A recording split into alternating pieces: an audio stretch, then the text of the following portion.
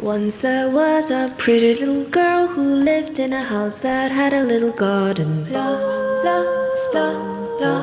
They shared good dreams, secrets, memories, every lovely day to go down in history. Forever and ever, everywhere they go.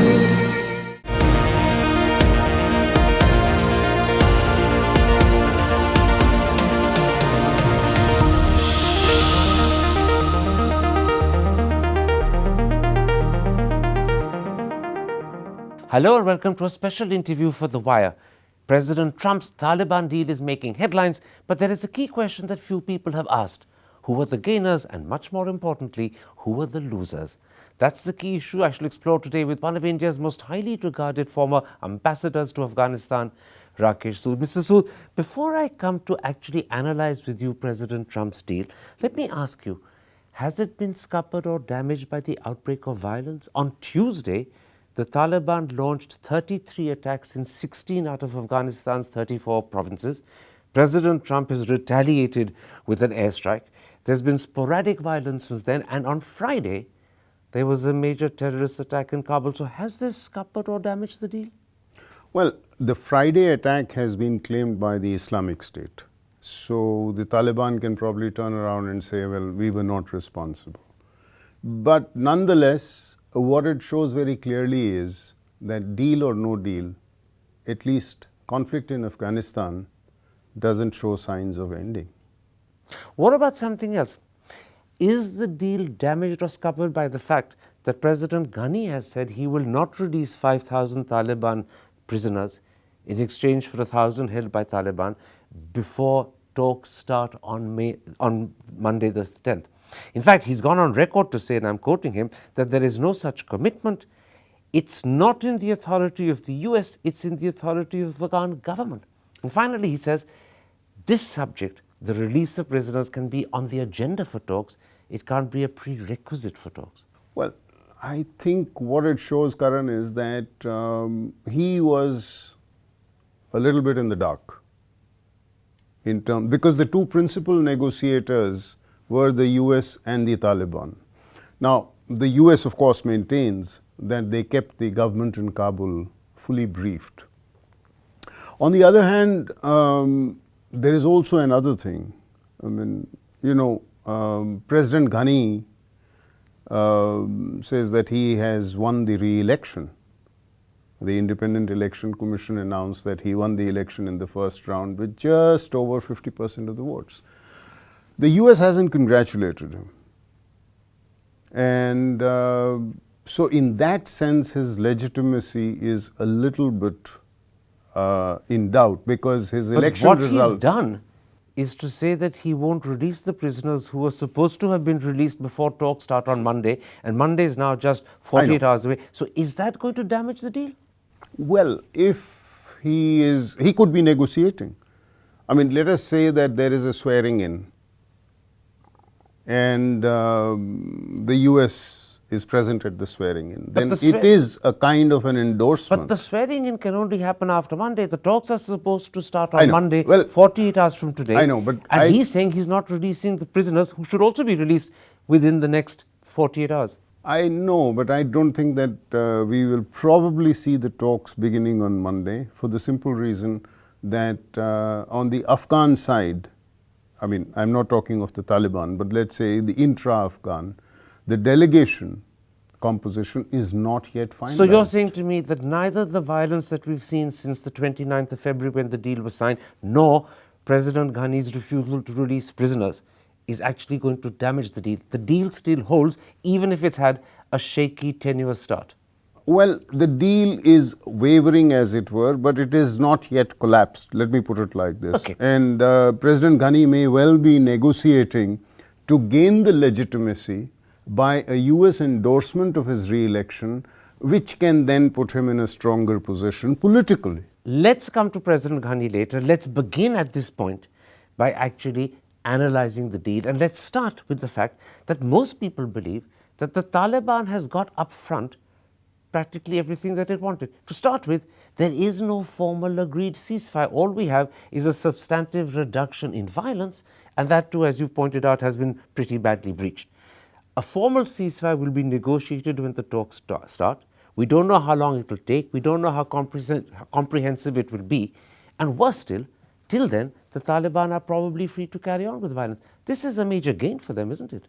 It is, but remember when the talks began, when Ambassador Khalilzad was appointed as the special envoy for Afghan reconciliation, I think it was September 2018, he made it very clear that there were 4 issues on the agenda: ceasefire, an intra-Afghan dialogue, cutting off of ties by the Taliban with terrorist groups like Al-Qaeda, and finally a US withdrawal.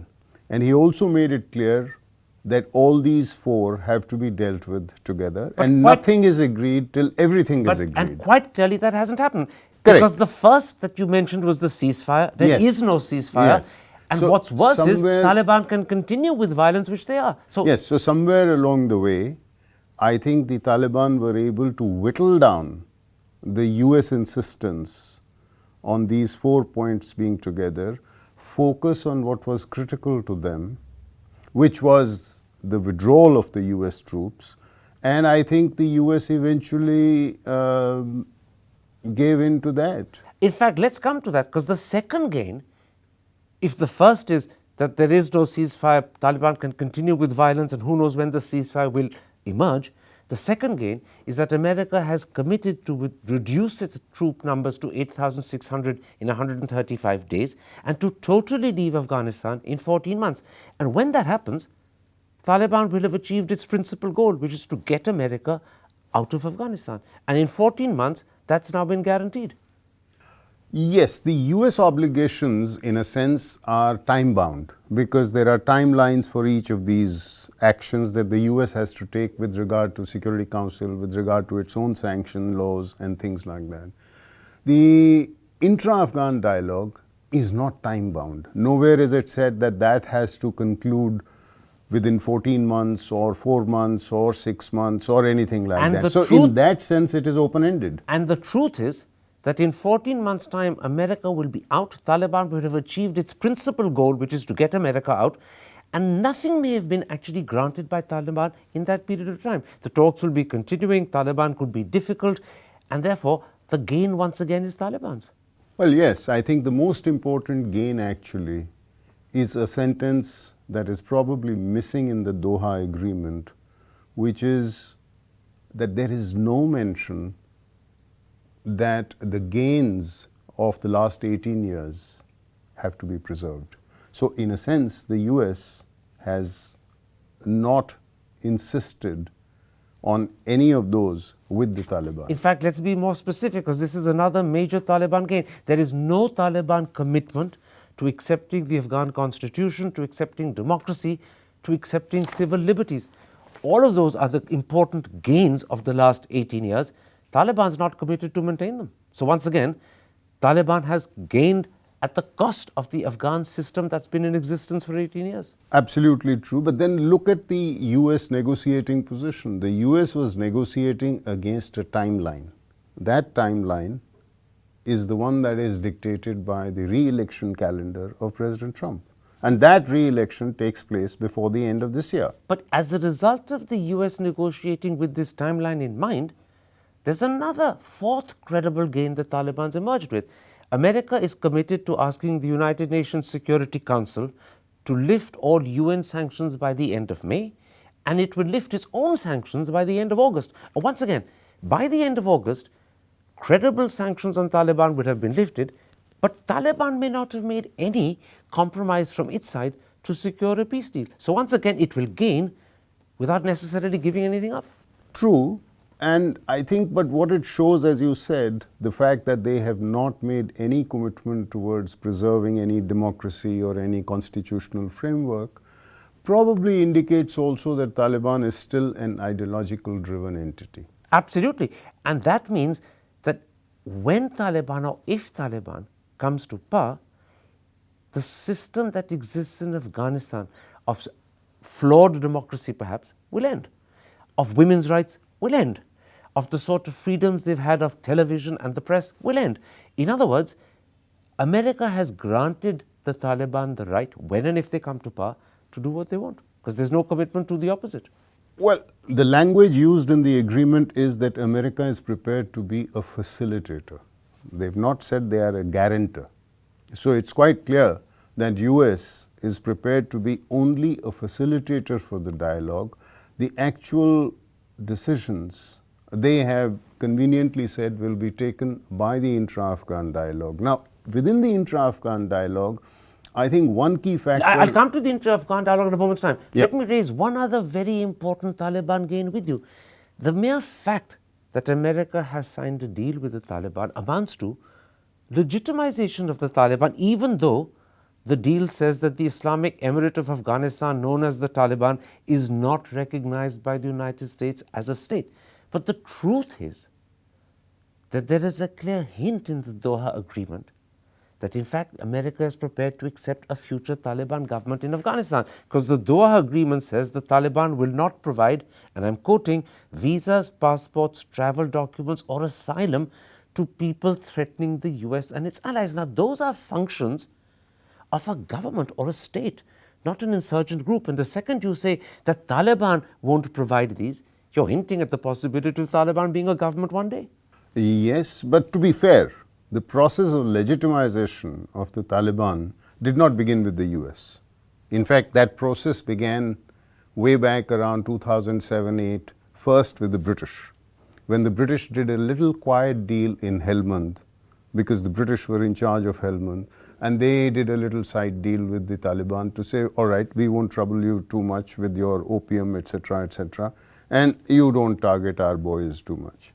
Now, that was the beginning. And then, of course, other European powers got into it. Except that what Germany, America has done is, in a proper negotiated peace deal, put an imprimatur of its own American authority. And now, Trump yesterday has actually spoken of the very possibility of Taliban taking over one day. He's actually saying it quite openly. He says, it may happen, I can't stop it. Well, he's also said that he is looking forward possibly to receiving a Taliban delegation in coming months. And after the deal was signed, he was speaking on the phone to Mullah Baradar and actually saying he'd had a very good conversation.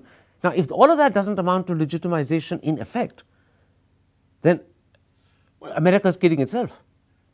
You're right. But as I said, the process of legitimization began earlier. And as you rightly said, the final imprimatur was given by the US, because after all, US is the biggest player in Afghanistan. So then can we agree that the Taliban are perhaps the biggest gainers from this deal? Oh, absolutely, 100%.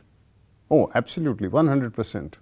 The second gainer, in a sense, is America, although the gains are of a much smaller size.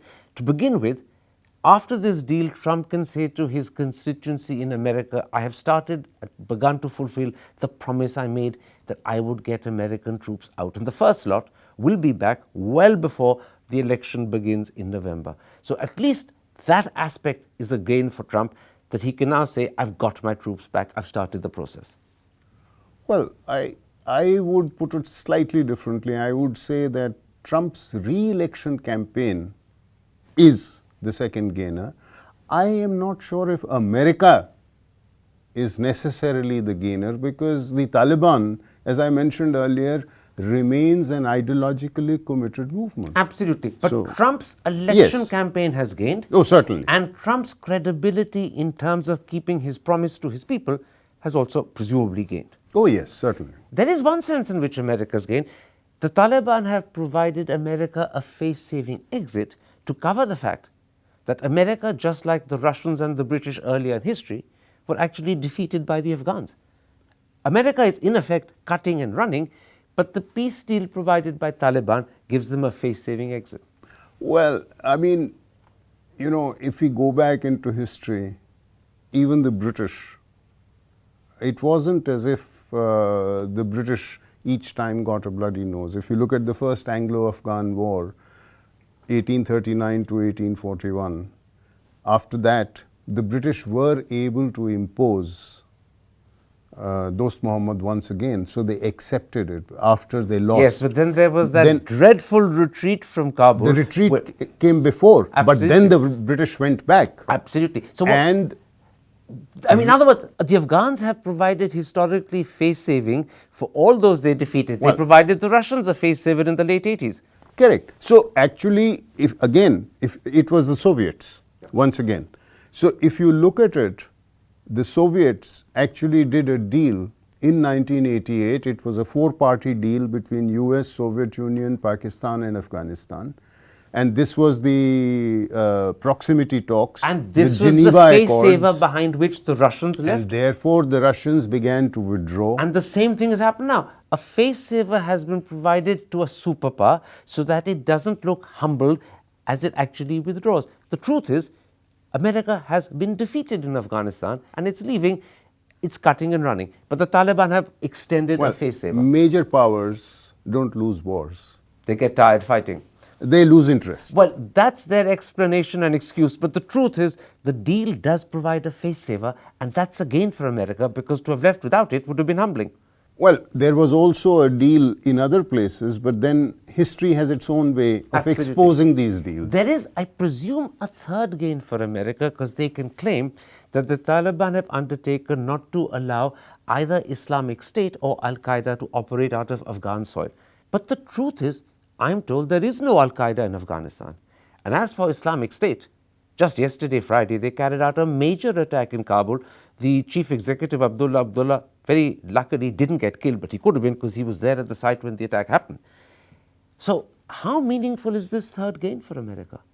It's difficult to judge for the simple reason that there is very little clarity on numbers.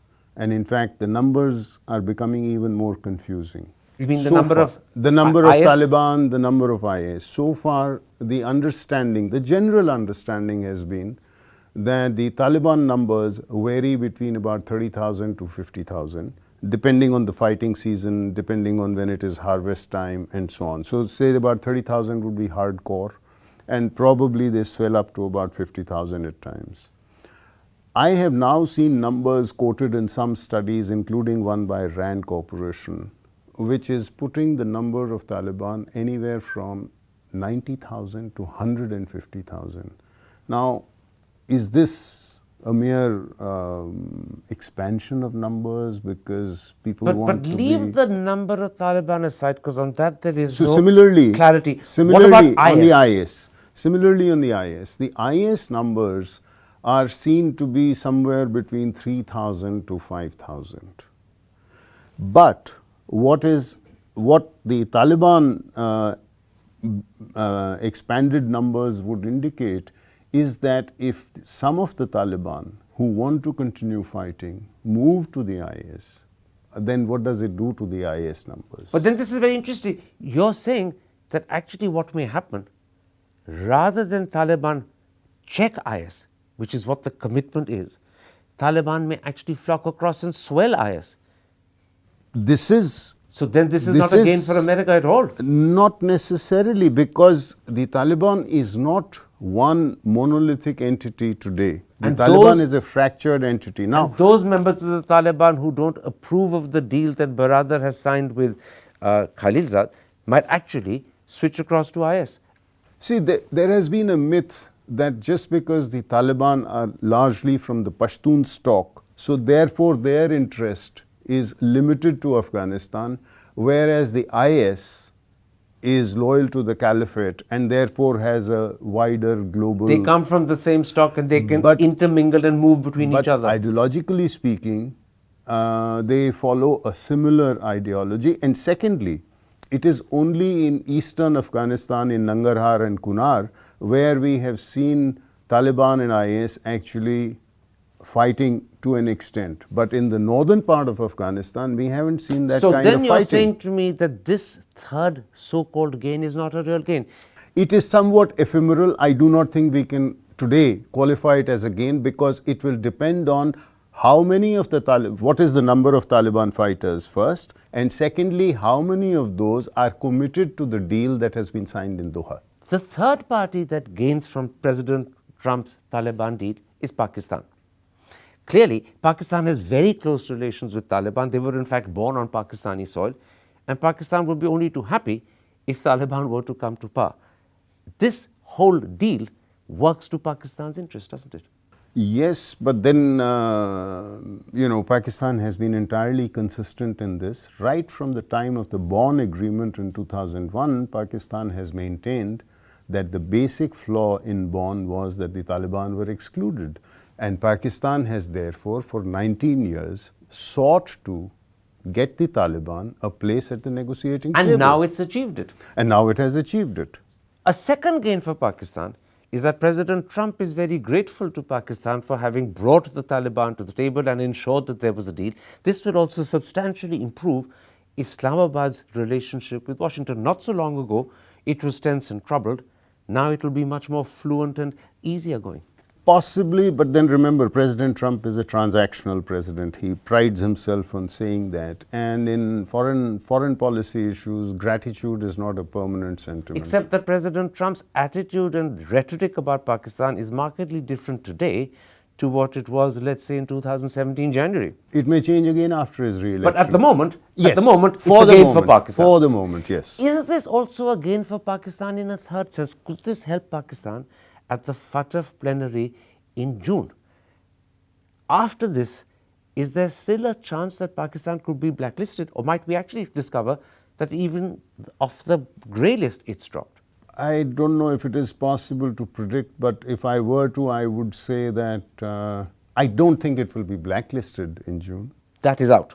I think that much is out because... What about being dropped off the grey list? I think that is also possibly out because the re-election is still a couple of months away, so some pressure will need to be retained. But the truth is that even at Fatah, Pakistan's prospects have improved. The danger of blacklisting now looks less likely. Yes, that is for sure. Let's at this point take a break. When I come back, I want to turn to the losers. And in particular, I want to talk about India, where perhaps we are amongst the losers. But first, a message from our sponsor, Glenlivet, whilst I take a reassuring sip from this glass. Take a little trip with me, I'm gonna take you home. Take a little history down this lane of memories. Down this lane. So let's raise another glass for the glorious past and the friends we have become. Yeah, yeah, 'cause little do we know the good times come and go, but the best is yet to come. Welcome back to a special interview for The Wire. We're discussing President Trump's Taliban deal, and now we're going to ask the critical question, who are the losers? My guest is one of India's most highly regarded former ambassadors to Afghanistan, Rakesh Sood. Mr. Sood, let's turn to that critical question, who are the losers? Would you accept that perhaps the biggest loser is the Afghan government? They weren't, as you pointed out a moment ago, part of the negotiation that made up to this deal, and yet they're required to fulfill the terms of the deal. Yes, but then President Ghani, as I mentioned a little while earlier, has already lost a degree of legitimacy. His government was a weak government. But I think the real loser, therefore, is not so much the Ghani government. The real loser is the Afghan people. Why I say that is because about 74% of Afghanistan's population is below the age of 30, which means that they were either born or came of age after the Taliban were thrown out. So that demographic is actually a very striking demographic when we see how the deal has been done and what the Afghan population may have to go through. That's very interesting. You're saying something like 50% to 70% of the Afghan population was born after the Taliban lost power, and therefore they've never known Taliban rule. Or they have come of age. Afterwards. I mean, maybe they were 4 or 5. And this means that the return of Taliban, if it is like what it was when the Taliban were ruling in the early 90s, would be horrific. It would go against everything that these people have experienced in their life. They, in that sense, are the biggest losers. Yes, they would be the biggest losers, I would say. And this is highlighted by the fact that Taliban have not accepted the Afghan constitution, its democracy, or its civil liberties. Absolutely. Absolutely. Let's come for a moment to the Afghan government's position when the talks begin, and they're supposed to begin in 48 hours' time on Monday the 10th. They're going to happen at a period when the Afghan government is badly divided between Ashraf Ghani and Abdullah Abdullah. Taliban, on the other hand, presumably, are much stronger and more united. So it's a weaker, divided Afghan government that will be in talks with the Taliban. That also will undermine the Afghan government's ability to hold up its own side. Well, legally speaking, the government today is only President Ashraf Ghani. Dr. Abdullah was the CEO during the previous term. The election was held for a president's post. Absolutely, but even when Esper, the American Defense Secretary, was in Kabul for the signing of the Afghan-American deal, Yes. he met up with Abdullah. So clearly, Abdullah may not formally hold a position, but he's clearly an important factor. Yes, well, he is also threatened to form a parallel government because So he this does is not what I'm accept saying. the results. The Afghan government that will be in talks with the Taliban is going to be weak because it's divided. Taliban, in contrast, is much stronger. They are united. Well, the Taliban is certainly much stronger, but it is not just the Afghan government, because in the talks, which are intra-Afghan talks, there are going to be all other political leaders, all other players, civil society representatives, women's representatives, and so on. And they, at this stage, do not seem to have a unified position in terms of what they want. Which makes the Afghan position vis-a-vis Taliban even more messy. Yes, it does. Let's come to a third thing. And you pointed this out in an article you wrote recently, I believe, for The Hindu. When you attempt to reconcile an emirate and Sharia-based system with Afghanistan's present constitution, even though its democracy may be flawed, you're going to end up weakening that constitution further and making bigger flaws in that democracy. In other words, this is another reason why the system that Afghanistan has given itself is going to get weaker. Because as you reconcile the emirate and Sharia system Taliban represents, Afghanistan's constitution gets whittled away. Well, this is the point that I was making earlier, that unless those that want to preserve the gains of the last 18 years, unless they are able to develop certain red lines, it will be impossible to resolve differences or contradictions between the Islamic Emirates and the Sharia, or what that represents, and the Islamic Republic of Afghanistan and what that represents. But it's not just that they have to define red lines, they have to be able to enforce them.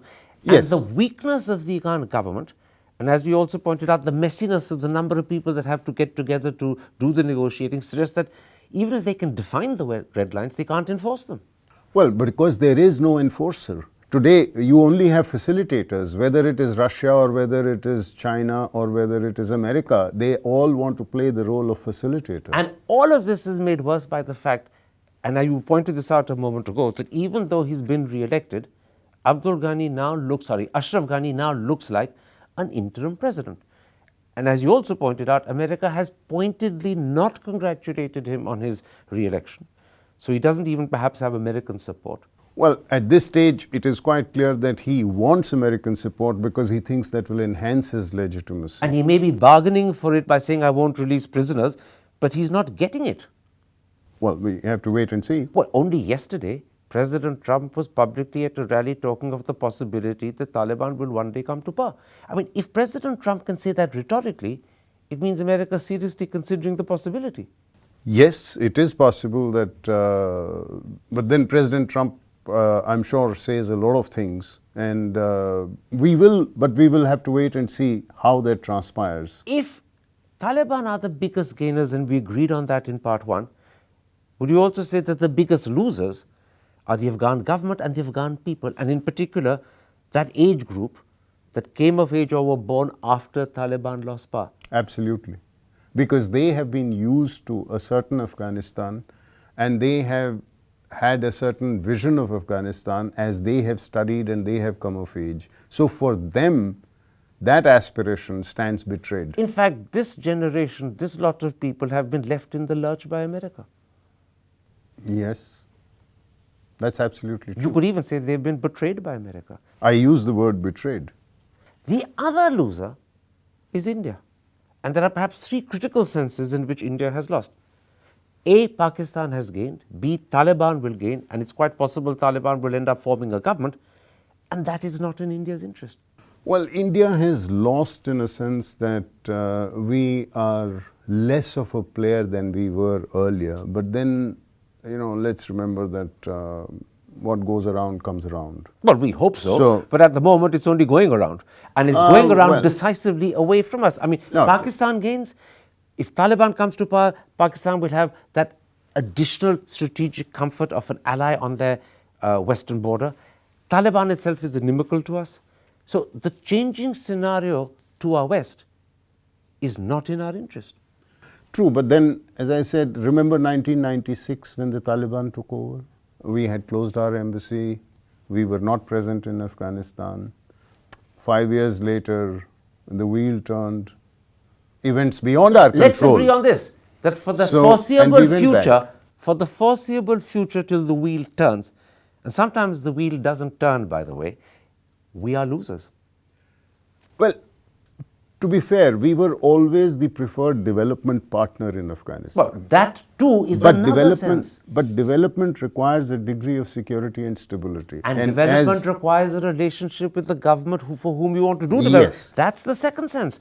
The first sense in which we've lost is Pakistan has gained, Taliban has gained, Taliban will come to power. That's not in our interest. But the second sense is that we invested a lot of effort, time and resources and money in building a relationship with the Ghani government.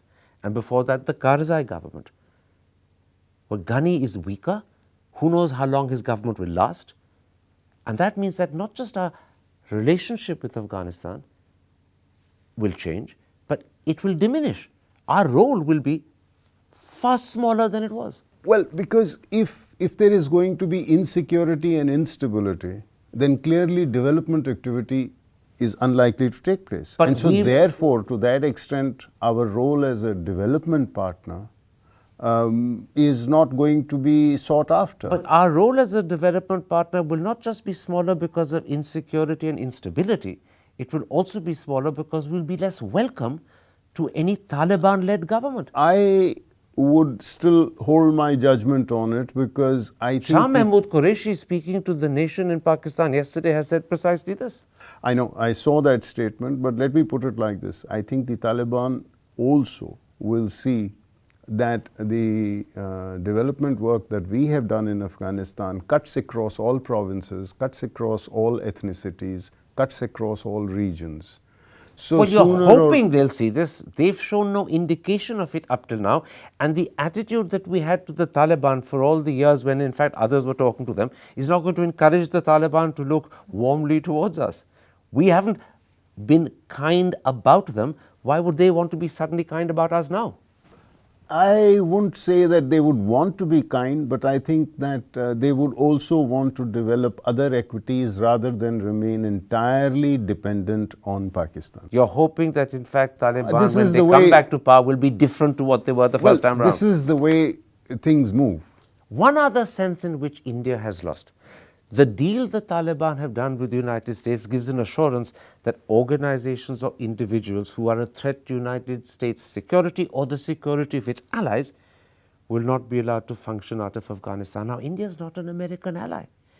And the people who are threats to us, Jaish and LET, are not just very close to Taliban, but more importantly, they are created and nurtured by Pakistan. Is this going to be another problem for us? There's certainly no comfort for us here, but might there be actually enhanced danger as well? Well, I think it has been abundantly clear to us, not just today, but let's say from a long time ago, that we have to develop our own capabilities to address our security concerns. Beyond a point, we cannot expect any of the other major powers to address our security But our concerns. security concerns as a result of this deal have got greater, because now, because of the close association between LET and Jaish and Taliban, there could be a sense in which these two organizations find sanctuary and support from the Taliban. They already have it from Pakistan, and therefore their ability, their strength, their recruitment capacity could grow adversely. Yes, it could, but so this only highlights the point that I made earlier, that I think but this is not a new realization, as I said, Karan. This has been a realization with us for some time. Except it wasn't such a problem when Ghani and Karzai were controlling Afghanistan and Taliban was considered an insurgent group. It will be much worse when Taliban becomes the government and actually takes these organizations, LET and Jaish, surreptitiously under its wing? I am not sure if that is what will happen, but yes, it will certainly mean that US pressure on Pakistan or US pressure on the government in Kabul will diminish. To that extent, yes, the problem becomes a little more aggravated. And side by side, Afghan support for these two organizations could increase, and perhaps the addition of Afghan support on top of the Pakistan support they already have might make them a more formidable adversary to tackle. Well, all the more reason for us to take necessary steps both at home and on our national security Absolutely. front. That's what we have to do in response. But what I'm saying is the problem is now a bigger problem. The problem is, yes. The problem is bigger. Yes. There is a fourth connected factor which is also adverse to India. It's what I call the mainstreaming of the Haqqani faction. They are the people who were responsible for blowing up the Indian embassy in Kabul in 2008. Now their leaders are writing op-eds for the New York Times. Well, that isn't a development that we can welcome. The suggestions are worrying. You know, I'm a little puzzled because to the best of my knowledge, Haqqani is the number 2 of the Taliban. The deal has been struck with the Taliban by the US. And as I said, Sirajuddin Haqqani is number 2. And I checked, and there is still a $10 million bounty for information leading to his capture or death. And yet he's writing op-eds for the New York Times. And plus a deal is being signed. So I frankly don't know how the US reconciles this. And this is the precise man whose organization was responsible for bombing our embassy in Kabul. Absolutely. In 7th of July 2008. Over 50 people died. Yes, including the then military attaché and the political counselor Venkatesh. And it's even worse. If he's officially the number 2 or unofficially the number 2 of Taliban, No, he's officially the number 2. He will be very much in power sitting in Kabul when Taliban or if Taliban takes over. Well, we don't know where he will be, but certainly it is difficult to reconcile the fact that you sign an agreement with an organization who you don't recognize, and the number 2 of which organization is actually someone for whom you have a $10 million bounty. From the American point of view, this is an intriguing complication or controversy. From the Indian point of view, it's a very disturbing development. It is. It is. This is not good news for us. No. Finally, in the articles you recently wrote for the Hindu and the Hindustan Times, you speculated that Afghanistan could go the same way as Vietnam had after the Paris 1973 peace accords were signed. Can you spell out the fear that you had in your mind? Well, if you look back, what happened in 1973? In fact, what happened in 1972? Let's begin with that, because in 1972, President Nixon won his re-election. And the ground on which he won his re-election was that peace was at hand. So in January 1973, there was the Paris Peace Accord. Later in 73, Kissinger won the Nobel Peace Prize. By the end of 73, the peace accord was in tatters. And actually, 20,000 American soldiers lost their lives between the time that the assurances were given and between the time that the last American soldiers left. And by 75, all communists had taken over Saigon. Saigon had fallen. And during this period of 74, 75, 80,000 South Vietnamese soldiers died. But the important point that you made in your article is that all of this began with Kissinger quietly, secretly telling the Chinese, we need a deal. And there has to be a decent interval. Before you take over. Correct. In other words, the deal was a face-saver. At that time, the decent interval was probably 18 months or 24 months. In today's age, what is a decent interval? We need to redefine it. But you're Perhaps saying it may be much smaller. You're saying two very important things by suggestion. One, it's almost inevitable if what happened in Vietnam happens here, that the Taliban will take over. And the second thing you're saying is that, in fact, this is a face-saver. It's a face-saver for America to be able to cut and run, look and talk as if it's a peace deal before actually Taliban takes over. Well, how and when the Taliban will take over will determine on what is this decent interval. But the American calendar is based on its own compulsions, which is President Trump's re-election. And if he gets re-elected later this year, next year, you could see, in fact, the world will move on. And Taliban could be taking over. Well, the America would have ended its war in Afghanistan because there would be no Americans left in Afghanistan. In effect, America would have handed over to Taliban, except that it looks as if it's been done under the cover of peace deal. My last question. As you look down the road, and I know it's very difficult to look too far down the road in Afghanistan, but as you can look down the road, do you see the country moving towards civil war or just a return to chaos? And is there any difference between the two? Well, you know, as I mentioned about the changing demographics in Afghanistan, and I think that is something, how that demographic is going to play a role is something we don't really You mean know. they could actually fight back the Taliban? I am told that the youth are looking at creating a peace movement. How does that work? The other thing, as I said, is that there are a number of political leaders, and I would hold, let's say, somebody like President Ghani, I would hold somebody like Dr. Abdullah, I would hold somebody like President Karzai, all of them among these group of leaders, Amrullah Saleh, Hanif Atmar, and so on. And I think all of them are patriots. All of them have a vision of Afghanistan, which is the vision of a constitutional Islamic Republic of Afghanistan, because they have So are you worked for that. suggesting that there is here two elements that could actually fight the Taliban, making for some form of civil war? If they can come together, if they can mobilize the youth, if they can define the red lines, because there are a lot of But questions. then if they can, will there be civil war? Then I think you will have a situation perhaps of at least some kind of a front, because right now the problem But is that you kind don't of front have. fighting Taliban. Well, yes, So then that there is- will be a is, front. Is that civil war?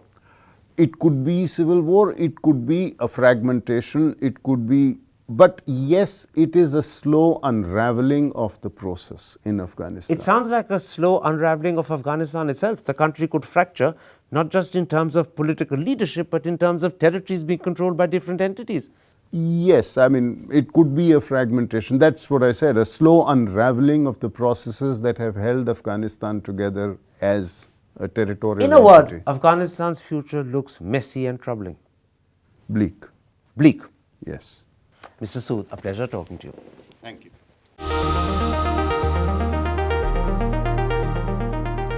To receive instant updates on all videos from The Wire, click the subscribe button and hit the bell icon.